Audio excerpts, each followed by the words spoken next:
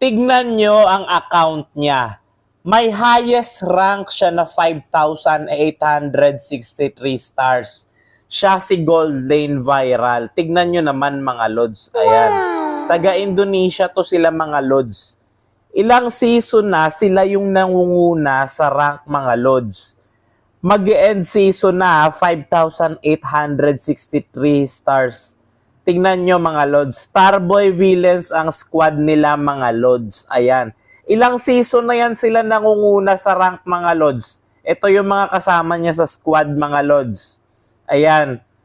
Pareho lang din sila ng rank. Nangunguna sila mga lods. 5,863 stars. Ayan. Si Jorgan.